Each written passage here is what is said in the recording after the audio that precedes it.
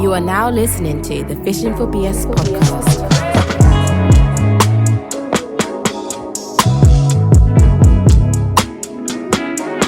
All right, welcome. This is Fishing for BS podcast, a musician's handbook. Guys, I'm Andre. I'm Aaron. I'm Dana. Yeah, I forgot how we did this. Been a while, man. All right, we're back for another week. Guys, we're back. We're here now. See, look, We're here consistency. You see that? Yeah. What's that? You lot didn't believe us, did you? Yeah. What's that? 3 weeks in a row. Yeah, let's go. Yeah, come Yeah, on, man, man. you Know the know the vibes. thing. You know the vibes. Yeah. Anyway, maybe we'll see you next week. Who knows? Anyway, this week we're still in our How to Get Gigs series. Mm-hmm. This week we wanted to talk about being prepared, and also that preparation leading to having the right gear for your job as well. Right? How do we kick this off? Dana's very big on preparation. That's your whole thing. I think the first thing we can talk about is I think we can all talk about what our processes are. Someone emails you saying, "Can you do these dates?" Yeah, I'm around. Yeah. Lock that in. What's the next thing you do regarding that gig? So I'll speak for myself. The first thing I'll do is obviously just listen, even if before I've gotten the song. Yeah. I'll listen to the music. I'll watch if the artist has live videos or something. I'll generally watch that just to get a vibe for just to get a vibe really. Then you move into the actual rehearsing at home process, which is a big part of. It's funny because you don't get paid for it, but it's kind of expected. You better do it. Yeah. It's like, You better be ready. Good luck showing up to the room not knowing the songs, isn't it? But it's just It's kind of mad, that, isn't it? it's mad. Yeah, It's it definitely is mad. mad. You should kind of get paid for your time to rehearse. Oh, you should Learn. definitely get paid for that time. It's a bit mad. You have to. Because they look at you funny if you come in and you don't know the stuff. Yeah, but really, exactly. this is rehearsal. Yeah. So, unless you've got 20 days. Yeah. I mean, if someone's putting a lighting package together and they present it, surely they get paid to a fee to get that together. I guess it's no? included in your day fee to learn the songs before. Hey man, I don't know. It's fun. MU, innit? You got to sort that out. Do your job, bruv. You want to do your job. Hey. Anyway, Hey, do your job, man. Do your job. Who's that said, I miss the days when musicians just did it for the love of it? Is it Corey Henry or something? Is it? On Twitter. get out of here. Yeah, get out of here, man. We got bills to pay, man. What's he talking about, man? Love, Bro, man can't go money, Sainsbury's. bruv. Man, I can't go Sainsbury's without spending £40. Bro, I've got two things, I've got washing up liquid and cheese. How is this 40? Man trying to pay bills for the love of it. What? Who love of it? What? We don't love this. So what were we talking about? I don't know, man. I forgot what point I was making. Preparedness, you're saying you listen to the songs Yeah, first. listen to the songs. Yeah, and then the learning at home process. That's what it is. So the first thing I do, obviously, listen to the music. I'll generally chart out the songs. Whatever method people use to chart is your own. It's personal to you. I personally write the structure and the numbers, and that's pretty much what I write. And that helps me remember songs a bit better because I feel like when I write it out, I can kind of see the structure as I'm playing, so it helps me to internalize things. I'll generally listen to it. If I've got the time, say I've got a few weeks, I'll listen to the songs. I'll have them just playing on Spotify or whatever, and actually really learn them and learn what other people are doing in the tracks. So I'll listen to songs, then I start the learning process of actually playing along to it once I've charted and heard the songs. Yeah. So by the time I'm playing it, I pretty much know it. Yeah. Because I've charted it and listened to it so many times. But I try and get into the detail of the bass line. Sorry, will you chart it away from your instrument or with your instrument? Away usually. Yeah. That's a skill that not everyone. Yeah, true.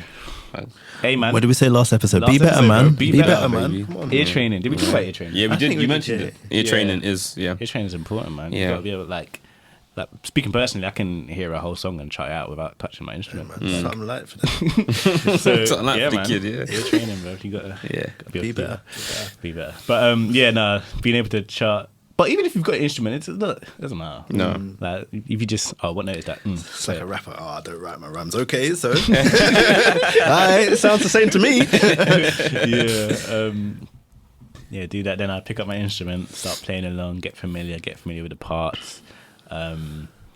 If the bass part in the song is kind of boring, I always learn the part note for note. Like musicians, please learn the part first before you start adding things. Learn the part. Make sure you know the part. Record yourself playing the part and listen. One thing, if you with certain gigs, they might send you the separate stem, which is always really helpful. Yeah, that's good. So if they do that, then record your part, play it alongside the stem. Are you playing the exact same notes? Cool. Same feel? Yeah, same feel, same timing. Once I've done that, if I think the part's a bit boring, I may, if I've got the time, this is a perfect situation, I might start playing around with the part, seeing where I can add my flavour to it. Yeah. But a lot of that stuff I'll kind of do in rehearsals as well. Yeah. To be fair. And then That's what rehearsal's for, isn't it? Yeah, Kind of really. finding the pockets and. If there's synth parts, I learn that. I'll create the sound. Same thing. If I've been able to get the stem from the MD, I record my synth sound. We'll cut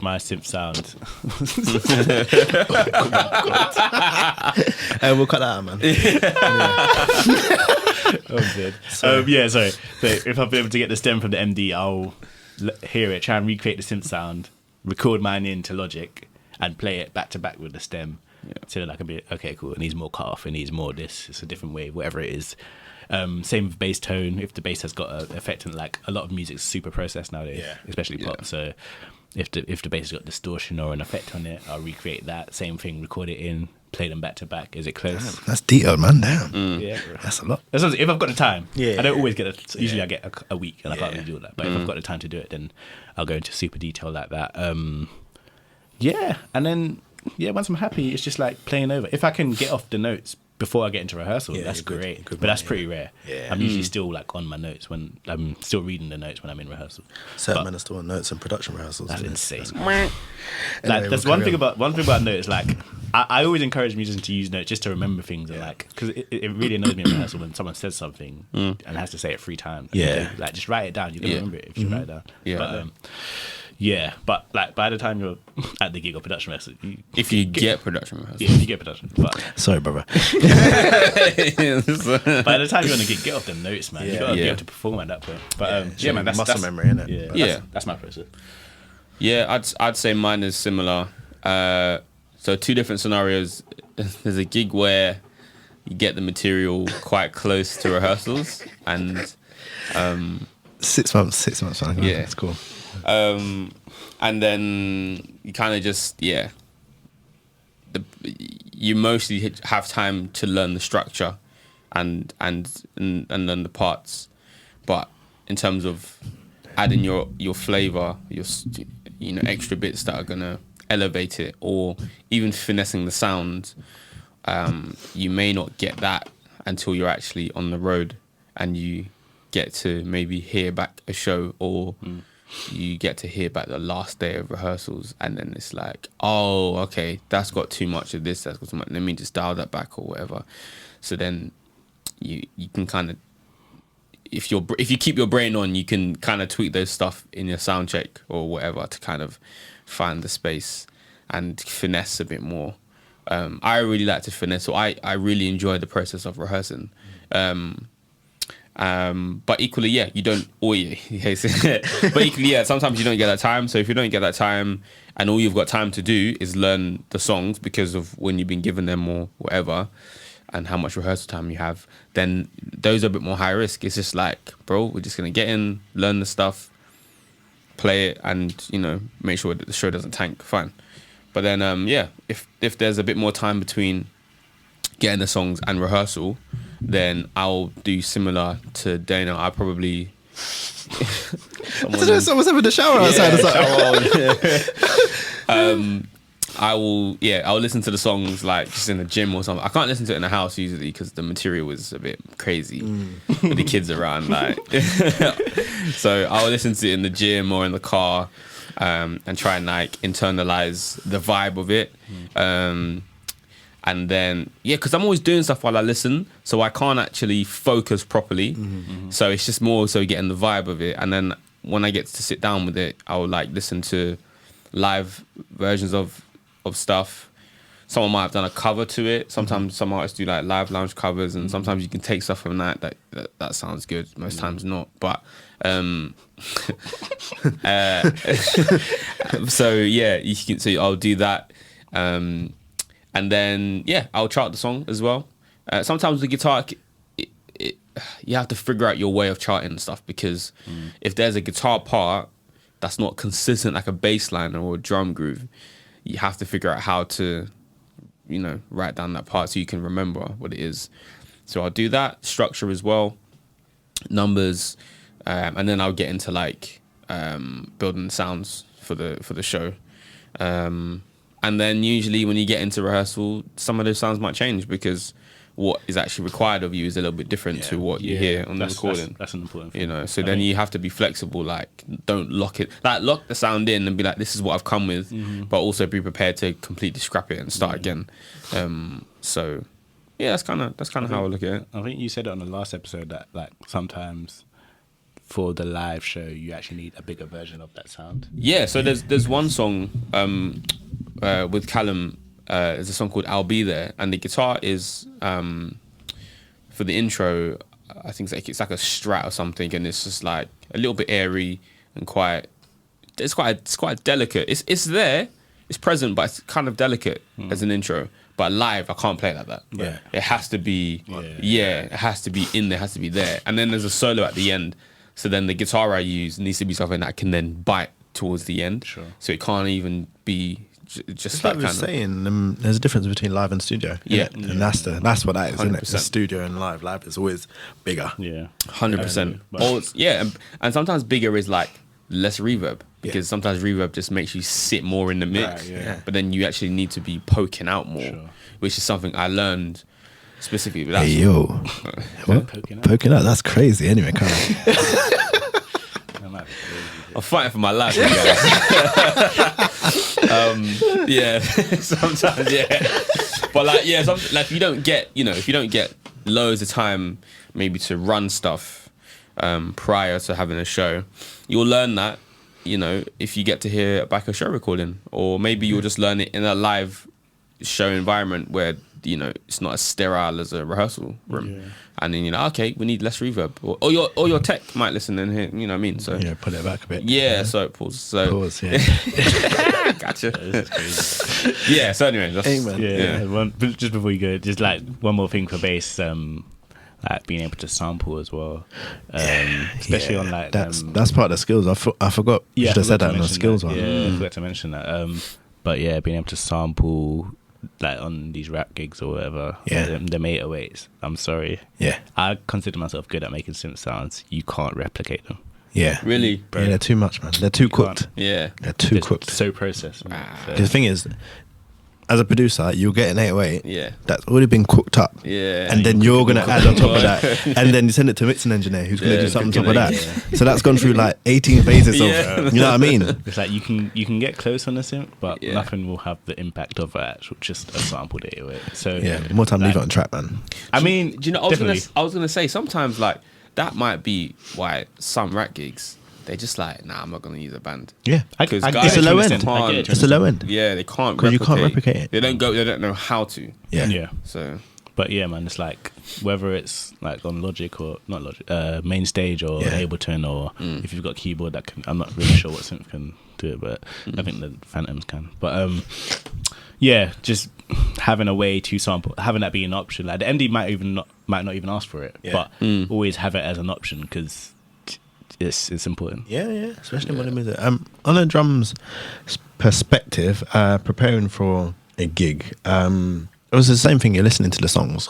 I think a lot of time you get live recordings, but it's very good for drums to go back to the original to hear what the part is. yeah. Yeah. Because oftentimes, if you're taking over for someone or something like that, they're playing their interpretation of the part, Yeah. or they might be 4 years in and playing something completely different. Yeah, And you're like, hold on, true. that is not even. Yeah, You know what I mean? it's been close. Or they might be doing something that's really weird, and you're thinking, why do they keep doing that? And you go back and listen. Oh, that's actually a part. They're just playing it like a joker. But you know what I mean? Like literally, like yeah, it's very important to go back and have a listen to the actual songs before you go into the programming and the the live versions of everything. But it's kind of the same what I do when I am learning stuff, which is rare. But when I am learning stuff, is the same thing as sit down, chart out sections.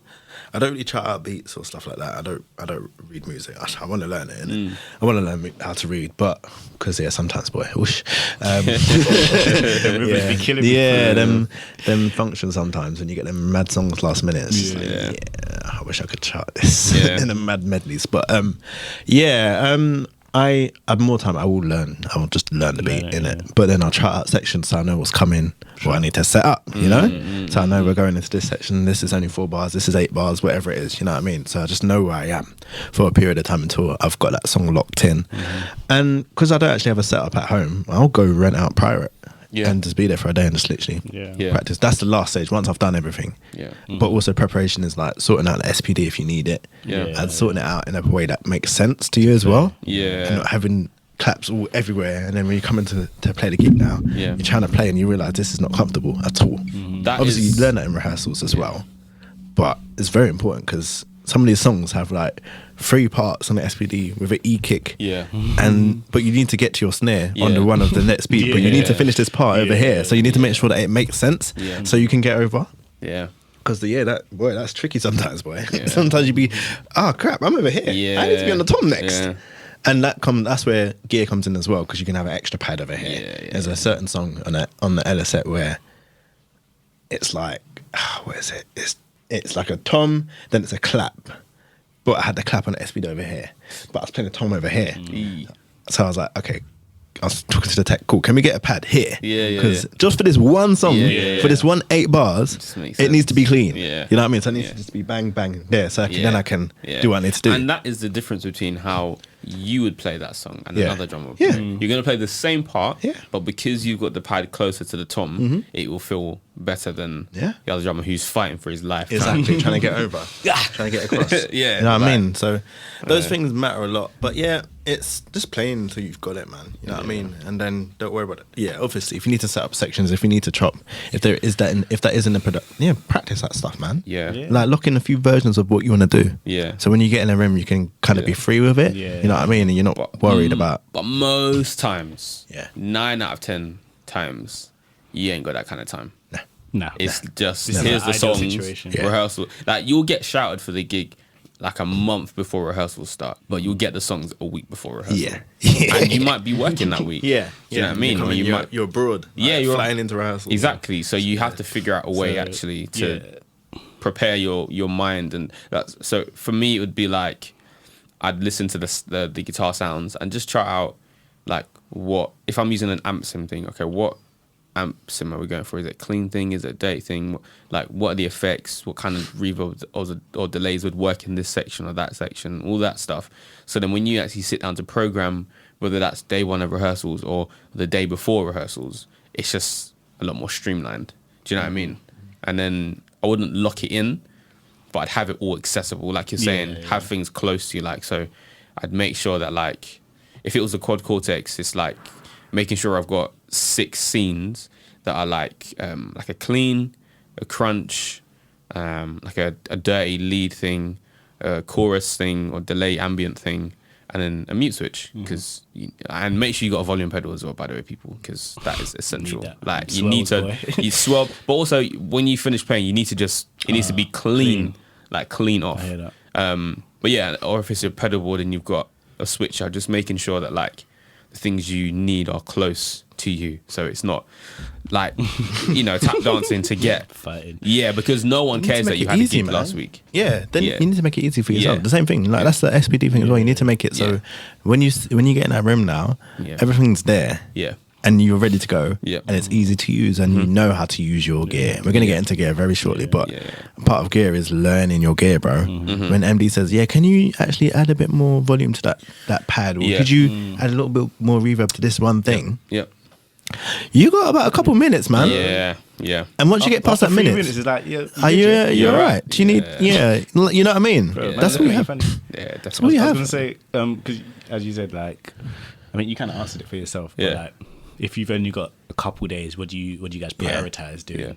Yeah. It's the songs. you Yeah. just Yeah. literally just learn the songs, man. I'm just at like least, charting. and chart the songs, and then at least know what you need to bring in. Yeah. and then get to rehearsal early that day or something, and just try and Yeah. get something together. I think It's rough. guitar, like, yes, obviously learn the song, as in learn the structure. But a lot of the time for guitar, there might not be a guitar part. No, So there's you know what I there's mean? never a guitar part. So like you can learn the structure and you can think of a part that would work, but be like prepared for the person in the room to say they don't want that, they want something else. And then they might say, "Oh, can you do that thing that so and so does?" So then you're like, "What?" So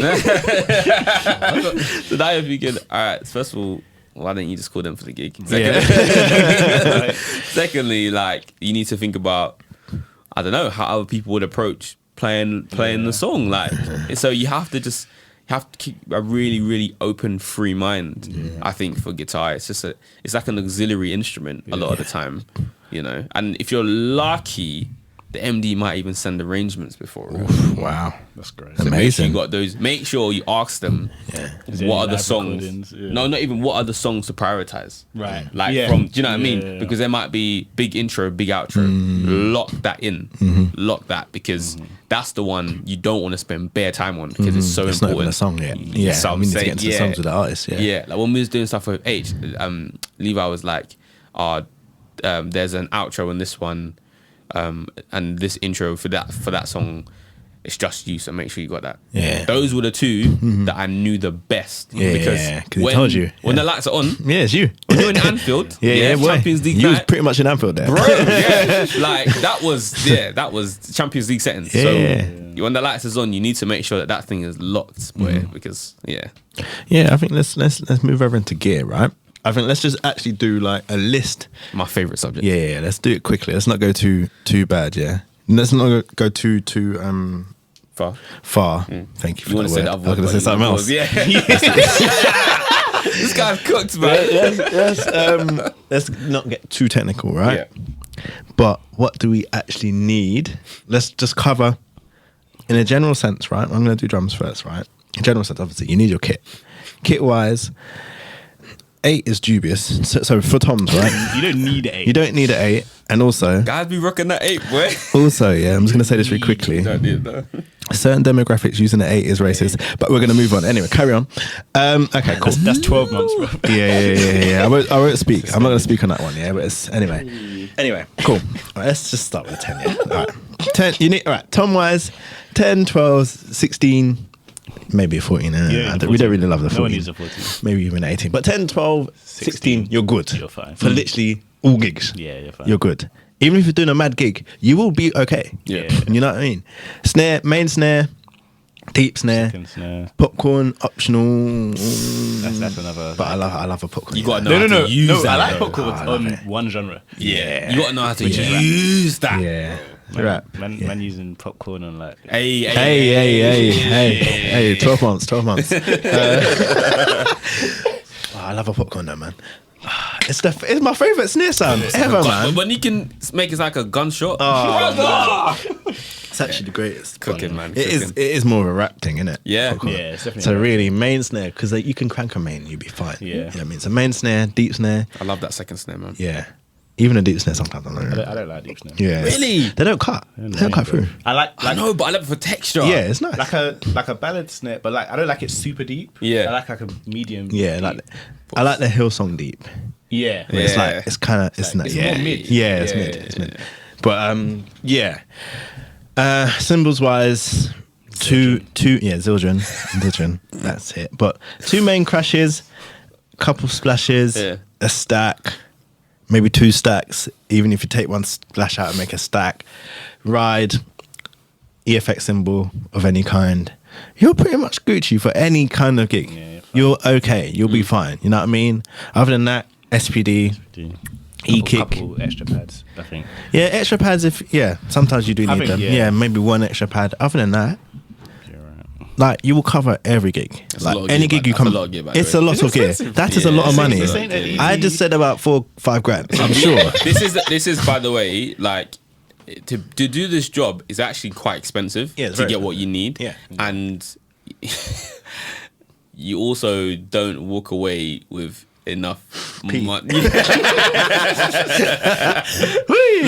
All right. Anyway, continue. Bonus Patreon. Yeah. But yeah, that's all you need drum wise. I think. Like once your electronics triggers as well. For certain gigs, you need triggers for the snare and the kick and stuff like that. That's getting a lot more. triggers, man. Huh? I don't like Don't triggers, like them. Yeah. They work with certain genres. If it's mixed well, if you're in a big room and it's mixed well, it works. But a lot of the time, you're in small rooms and it's just like you don't need. I just think some people have great sounding drum kits. Yeah. And It's lost. even if it's not the same sound as It's cool. Yeah, it's like cool. your drum kit just sounds great. I'm an advocate for getting rid of all electronics. Yeah. I'll tell you that from now, Just bro. keep I'll it just on play track. kick.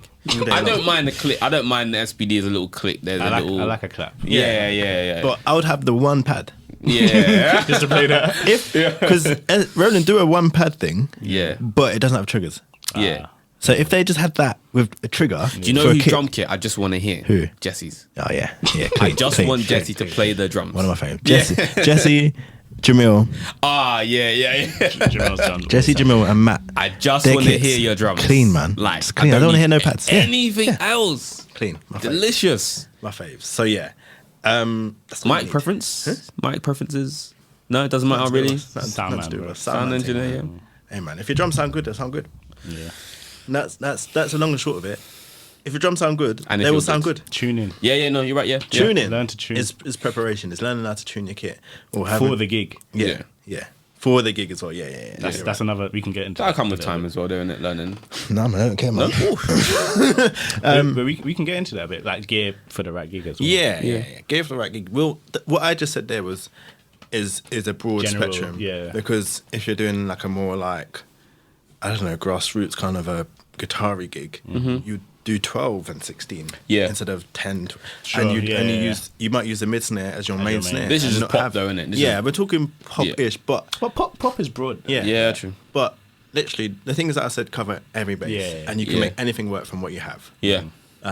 Cymbal size as well. Hey. No 16s. I ain't trying to. Not I'm 16, 17s, 17, I'm not, 18 upwards, bro. 18 upwards, yeah. Crash wise, 18 upwards. Everything else, do what you want. Anyway, yeah, if you want to get into big rooms, Yeah. yeah, You do 18, need 19, 20 crash. I mean, because when you're going into big rooms and you're playing 16, it sounds like a splash. Splash, bro. Don't The hit. only thing that's good for is Show Me Love, bro. Show me love. That's the only use for a 16, bro. Banger. That's Only a use for banger. a 16 crash. But yeah, I big think that's drums covered. Yeah. Our tuning, we said, just practice it. Yeah, well, just Or listen. So listen. I said in the last episode, but it's like listening to references and understanding Yeah. what makes sense for that genre. So it's like, yeah, as you said, tuning, the type of tuning you do, you're not going to use the same tuning on gospel as you use as indie. On Yeah, indie. yeah. It's like listening, Yeah, hearing where definitely. the drums are sitting, trying to replicate that. Indeed, man. Because, yeah. Anyway, bass. What do you generally need to cover all bases? Okay. Bass, you need a 5-string jazz bass, jazz style bass, whether it's Fender or IE Charvel or Bass Mods or Yamaha. Hey, the boy's back. Yeah, you need that style of bass for pop. Like you're gonna need that 5th string and the active sound. Yeah. And then you're going to need a 4-string precision bass, maybe with flat round strings. That's quite specific. But Yeah. For that alternate tone, I think you can get through most gigs with those two basses. Yeah. Like, obviously, I've got a lot, but that's because more to do with studio than it is to do with Yeah. the extra basses. That I've Just got. covering the pop bases, those Yeah, two. You need those two, you probably be okay. Yeah. After that, synths. Probably alright with a Moog. A good. Just calm, yeah. Just a moog. Okay. Yeah. Oh, well, No, I'm just saying. Yeah. Yeah, $2,000, hey. Yeah, I mean, it's gear. It's gear in it. Not something. I don't know. But it's expensive. But yeah, like or a good synth. Like I don't know. Like people use a System 8. I don't use it, but it sounds good. I use a King Korg. That's good. That's really good because you can split the keyboard, which is. So that's another thing. It actually goes into what you guys were talking about making it easy for yourself. Yeah. Because with the King Korg, I can split it I've basically got two synths. Okay. Two separate synths on one board, and it's 61 keys. So I think I've got 3 octaves and then 2 octaves. So you it's need like- it for bass, yeah. So it's like I'm not having to switch sound quickly. Yeah. When I've got one beat, Yeah. I can just play. That's dope. So, and I mean, I tend to play with two synths if the gig requires it. So I'll have the King Korg and then I might have the Moog on top. So I've essentially got 3 synths. Yeah. And then if I've got my sampling rig as well, Yeah. then I've got 3 synths and a sampler. Yeah, mad. So it's Mad. like I've got everything covered. Yeah. What do you think of the System 8? I haven't used it. Okay. Sounds good. I've heard other I've guys. got the VST synth and a sick. Yeah. But yeah. I've heard other guys use it. Sounds good. But I haven't used it. Quickly talk about that sampling. What is like the basics of that? What would you need to do like a sampling setup? A MIDI keyboard or a keyboard and a synth that can send MIDI, Yeah. which is most synths. A laptop and an interface. Okay, yeah. Yeah, pretty much that, and main stage, I guess. Okay, Or- to run the sample. yeah, from yeah, main to play stage. Okay, put the sample through. cool. But yeah, I just chop it up and put it in main stage. Pedals? Yeah. All right, man. Hey, man. Sorry, man. Get in, nigga. You need a pedal board. You need to. I mean, you don't need a ton of effects for bass. There's like general ones, which is just distortion, maybe an octave. What No, I was just saying, can we just talk real quick about pedals? the pedals and how Bass. bass man go a bit And mad? a hiding. No, not even that. There's a hiding thing, and there's also like, I don't think a lot of them sound good. I feel like you should just use synth more time. Oh, synth pedals. yeah. No, I've stopped Yeah. using synth pedals. Yeah. Yeah. I've stopped using synth pedals. I just think synth sounds better. Yeah, Yeah. just Like- use the synth. Like a synth pedal isn't gonna sound better than a Moog. No. Unless you're Deshaun. He Yeah. knows how to. But even he was saying he's kind of going away from it a little bit. I was speaking to him the other day about it. Yeah, but he probably makes it sound the best. Yeah. Out of anyone. Yeah. But like just use the synth, man. I'd be Yeah, like- just learn how to use the synth Learn and how use to that. use it, It's going to sound better than the bass with a synth pedal. Yeah. But yeah, that's my agenda over. But yeah, no pedals. Like you need an octave. You need a distortion, maybe a chorus or something. You don't really need a ton, but it's good to have them. I would recommend like a Line 6 HX Stomp, which is going to cover like 90% of what you need pedal wise. Like, on my pedal board, I've got a few different pedals, but that is pretty much what I use. Okay. That's like That's the, good. the home of my, because it just covers everything. yeah. It's got so many different, like, some songs might start with like a filtered bass or something, or filtered sound. You can do that on there. Okay. So I've used on Zara Larson. I did that. Like the verses were filtered on one song, and then the chorus kicked in properly. So yeah, there's that. A preamp. Bass players, you need a good preamp. And if wherever that's coming from, if that's your amp head, is that a pause? No. Amp head. There's a pause pandemic, man. Let's keep going. Whether that's coming from your amp head or a separate preamp, obviously. If people know me, I use the Avalon a lot, but recently I've started using this Caveman preamp, which sounds really good. Yeah. That's the pedal. Yeah, it's the pedal one. That's on my pedal board now, so that's really neat. Preamp, just because you need it, man. Like, you can't just be going naked bass into DI, bro. Yeah, fair enough. Just like it's Cook about your sound. It's about cooking your own sound, yeah, isn't it? it's about controlling what you're sending to Yeah. the sound engineer, Yeah, man. yeah. Like, you want to know what you're sending to them. Like a lot of guys, obviously, I haven't even mentioned the amp yet. Just a normal amp, because that's like low on the priority list. Yeah, it's true. As much as I love, like, I always want to play with the amp, but, Yeah, but it's it's low on slow, the list yeah. because, like, I learned this more over lockdown. Like when I was constantly recording, when I went back to live, I was like, Yeah. Yeah. why is this bit? Because it's just unprocessed. Yeah. So it's like you need a preamp, a good sounding preamp, whatever one. There's so many. There's the Red DI. There's the Neve one. Not the Neve one. BAE. The BAE one. There's a Noble. Obviously, I can name better. But Yeah. there's like Get yourself a good preamp. Get a good preamp. Go to a music store. Try them out. Try them out. Listen to YouTube demos. Although most of them are crap. Crap demos.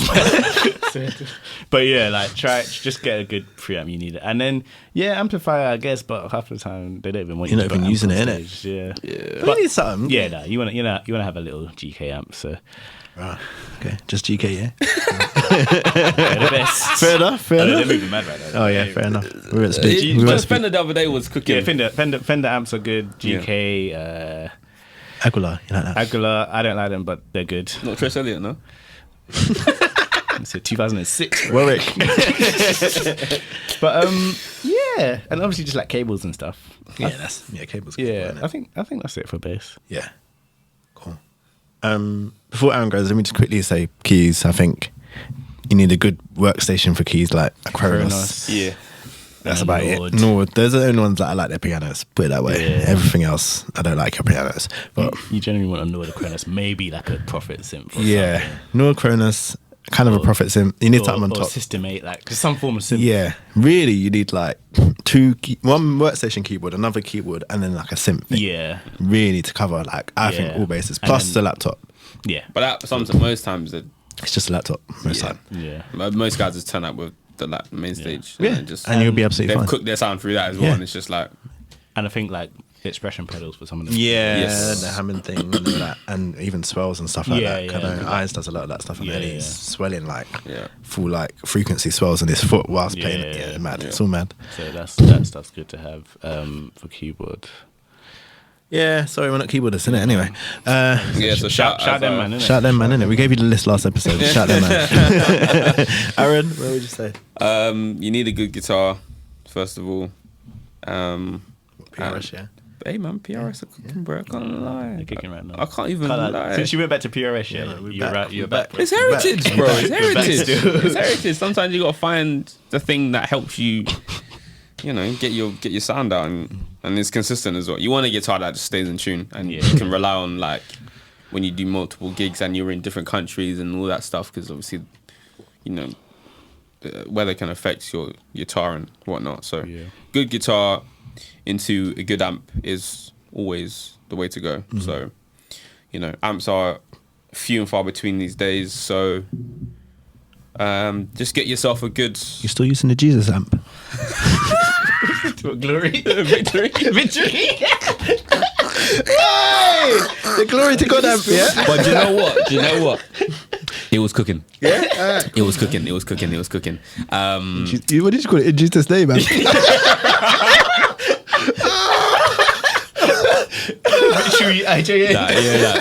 That convention amp. So Yeah, that's funny. and equally we had some shows where we had to hire in a Fender Twin, and that was delicious. Yeah. But those sometimes, like, depending on where you get it from, Sometimes like sometimes they're cookers, sometimes they're just been beat up. yeah, bro. Like, it sounds crazy. So, get yourself a good amp or a good all-in-one unit. Kemper, Helix, Axe FX, Quad Cortex. They all do the same thing essentially. It's just about which you prefer, which you can learn quickest, and the Helix has like an expression pedal on it, so that's a plus. The other ones are just the box, just the unit, and just find the amp that. What I've realized is that I found the amp in there that I would play live if I could play an amp, because then I'm able to manipulate that amp better. Yeah. So obviously, all my favorite like guitar players, when I would listen to their live shows, they've got one amp, or maybe that if they're lucky, they've got two heads and one speaker cabinet. So one would be the clean, and then if they need to do lead stuff, they'd switch to the lead, the super crunchy amp. So they wouldn't have 20 different amps for 20 different songs. It's not realistic. Do you know what I mean? Too much choice sometimes. Too much choice, and also like for your front of house, it's a lot of dynamic changes. Do you know what I mean? So I'd say for me, anyway, what works is just finding the amp that I would play live, and using that and just affecting it. Just having some overdrives in front of it and some delays and modulation stuff after it, and just do your homework with understanding what those different effects are and how you can manipulate them, because that'll go a long way in making you employable, I guess, and also making you feel comfortable when you play. Yeah. The worst feeling is to feel uncomfortable as a guitar player, like with the tone you're getting, because it just affects. I don't know, it just doesn't sit. Question though, you talk about all the like amp sims, but do you still do the pedal stuff as well, the actual pedals? I Like, do, yeah. So I have a mix. I've got like a little fly rig, which is a Quad Cortex, and with a tuner and a volume pedal, an expression pedal, which you can use as I can use as a volume, or I can use it as a wah, which is great.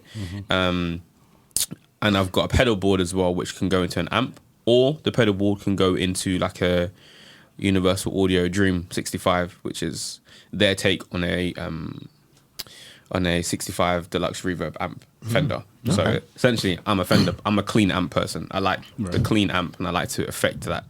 But it just, again, it depends on what you prefer. Maybe, like the MD for the show that I've just finished. We started with pedals, Strymons and all that, and swell. It's a very like swelly, textury show. And then we went to Quad Cortex, and then because it's so tweakable, we tweaked a lot. And then he was like, actually, I really preferred the pedal and the Strymons and all that sort of stuff. Can we go back to that? So we went back to that. And he was like, can we try an amp? Because just the gig, I feel like it just worked really well with just having that on stage presence and volume. So we went back to amp and pedals, and it was delicious. So just depends on the show really. But I'm a bit I'm in between a purist and a kind of progressive in terms of amps in more pedals. Like I just whatever feels good. Pause. Whatever. Oh my god! I was doing so well. I was on a run there. I was on a run. Whatever I think inspires me to play, I'll just play. So at the moment, I'm using my Quad Cortex every day, and I love it. So I forgot to mention the Quad Cortex for bass as well. I used it recently, and it covers the pedal effects and the preamp. You can do the capture thing. So I've captured like my Avalon and some of my other preamps. So it sounds good. Yeah, it's good. How's the capture like? It's good. Yeah. Gee, fair enough. Sounds good, man. So that's a really good piece of equipment. Okay. Yeah.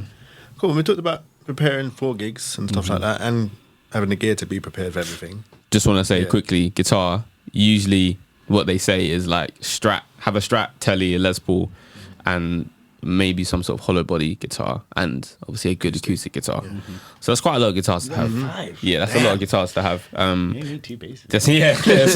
But then you might even need two acoustics because you might need a nylon string. That's very rare though in pop, but it might be better to just find a guitar maybe even 7, because sometimes you need like a shreddy guitar. But yeah, maybe just find a guitar that can cover a few different basses. There are some guitars with humbuckers where you can split the coils, so you can get a single coil sound. You can do a kind of telly sound from it as well, and then you'll just need 3 guitars, like a kind of super guitar, a hollow body, and a what? This guy's speaking Swahili. What? This is me when you try and studio. I'm just like, cool. We're just talking about splitting pickups. What? Yeah, this is the thing. It's like I was saying with that song with Callum called "I'll Be There." It's like it's delicate, it's swelly and stuff like that, and then the solo, it needs to be big and choppy and bitey. So it's like I've got a PRS with 2 single coils and a humbucker, and it's got a configuration where you can turn all the pickups on at once, which is the kind of Michael Jackson rhythm sound, the kind of poppy stuff. And you can also engage the neck pickup and the bridge, which is like a telly, which just has 2 pickups. So you have a guitar that does 3 or 4 different jobs, and then you can just roll up with that one guitar plus an acoustic. Do you know what I mean? And you can cover those bases. So good acoustics. Taylor made great acoustics. Martin made great acoustics. Gibson. There's loads. And also, it's with guitars and basses, it's like get your stuff set up. Yeah. Oh my get your stuff set word! Up. Get your guitar. If you're buying it from the shop, or if you're, mostly going to be buying. If you stole it, get it set up. Yeah. If you're buying it from the shop, get that joint set up, man, because it becomes a different instrument once it's set up the way you like to play. What do we mean quickly by getting it set up? Because people might not know. Getting it service, getting that action adjusted. If however you like the neck of the I like the neck of the bass to be super straight. I know, man, just allow it. Allow it, bro. Come on, you man. Don't know what? Go ahead. I like. There's no other word for it either. Yeah, go ahead. You're good, man. You're good. You're covered, man. I like the fretboard of the bass. I like the fretboard of the bass to be straight. To be very straight. So just getting it. It's like getting a bass adjusted to your your personal preference. Like getting it clean, the pickups oiled or the pots lubricated. What else? like frets adjusted. Yeah, sometimes you're Polished. yeah. If the guitar's been in the shop for ages and people have been playing it loads, there might be the frets might be wearing away, so you might need a refret. Or they might even be like slightly lifted and need like hammered down. Yeah, stuff like that. Yeah, electronics get dusty after a while, so it might be crackling. Get that sorted out. And yeah, intonation's a big thing, obviously, for guitarists. Loads of bends and stuff. You want to make sure that when you bend and go back, it's still in tune. You know, it's a horror story when you're bending to a note and it's like this intonation's out. Like it's horrible. So especially in the studio. Oh my lord. Yeah, man. I can't do nothing with it. Once the guitar's it's done. It's out of tune with itself. Yeah. So some parts are good, Yeah. and some parts it's like, whoa, where are we? And I'm like, yeah, did you tune? That's the thing as well. If your intonation's not good, it's like you could be playing like lower down, and then once you go high up the neck and you try a different voicing, It's gone. it's gone. Yeah, it's gone. So it's like you make sure that it's like getting a suit tailored. That's what it is, isn't You it? know the vibes, innit? Yeah. Man got 2 tailors. Yeah. Bougie nigga, bro. But yeah, definitely just get like for bass players. If you don't know someone, I can set up like Andrew at Anaconda Basses does a great job for me from all my basses. Yeah, Sam Walker, East London guitar repair, fantastic guitar tech. All my guitars go to him. Yeah. Drums. Anyway, yeah, I think that's us, man. I think we covered all the bases. That was a long one. Yeah, it was. I think it was. I forgot. I wasn't keeping track of time. I looked at it. It was in the middle. I was like, oh, Like 205. yeah, it was. All right, it's a good one, man. You lot got content for this one, man. All right. Anyway, thanks a lot for listening, and we'll see you again next week. Peace.